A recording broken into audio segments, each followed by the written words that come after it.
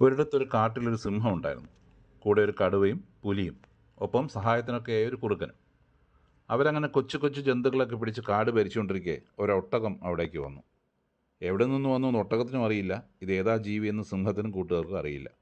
ഏതായാലും ഒട്ടകത്തിന് അവർ കൂടെ ചേർത്തു. അങ്ങനെ കാലം മുന്നോട്ട് പോകവേ അവിടെ വലിയൊരു കാട്ടുതീ പടർന്നു പിടിച്ചു. സിംഹവും കൂട്ടുകാരും ഒട്ടകവും രക്ഷപ്പെട്ടെങ്കിലും ചെറിയ ജീവികളൊക്കെ ചത്തൊടുങ്ങി. കുറേയൊക്കെ നാട് വിട്ടുപോയി. അങ്ങനെ പട്ടിണി കിടന്ന് സിംഹവും കടുവയുമൊക്കെ എല്ലും തോലുമായി. ഒട്ടകം പിന്നെ ഇടയ്ക്കുള്ള പുല്ലും വയ്ക്കോലൊക്കെ തിന്ന് വയറ് വീർപ്പിക്കുന്നുണ്ടല്ലോ. അങ്ങനെ ഇരിക്കെ ഒരു ദിവസം കടുവ സിംഹത്തിനോട് ചോദിച്ചു, രാജാവേ, നമുക്ക് ഈ ഒട്ടകത്തിനെ കൊന്ന് തിന്നാലോ? കുറേ ദിവസത്തേക്ക് പട്ടിണി മാറും, നമുക്കിവൻ ആരാന്ന് പോലും അറിയുകയുമില്ല.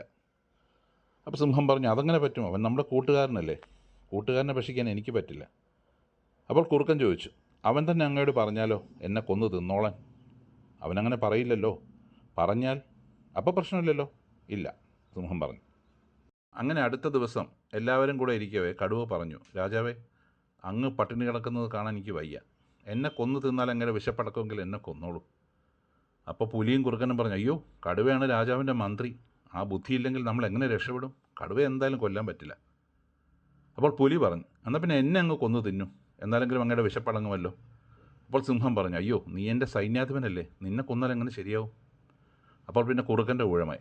കുറുക്കൻ പറഞ്ഞു, ഞാനൊരു ചെറിയ ജീവിയാണ്, പക്ഷേ എന്നെ കൊന്നു തിന്നാലും ഒരു നേരത്തെ വിശപ്പടങ്ങുമല്ലോ, അങ്ങ് എന്നെ കൊന്നോളൂ.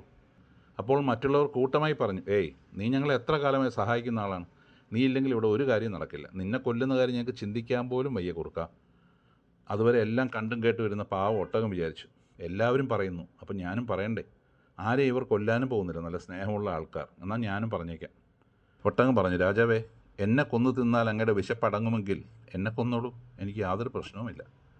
കേൾക്കേണ്ട താമസം സിംഹവും കടുവയും പുലിയും കുറുക്കനും കൂടെ ചാടി വീണ് പാവ ഒട്ടകത്തെ കൊന്നു തിന്നു. കഥ കഴിഞ്ഞു. ഗുണപാഠം: നമ്മളുമായി ചേരാത്തവരോട് ഒരിക്കലും കൂട്ടുകൂടാൻ പോകരുത്. പ്രശ്നമൊന്നുമില്ലെന്ന് ആദ്യമൊക്കെ തോന്നിയാലും സമയമാകുമ്പോൾ പണി കിട്ടും. ഓർത്താൽ നിങ്ങൾക്ക് നല്ലത്.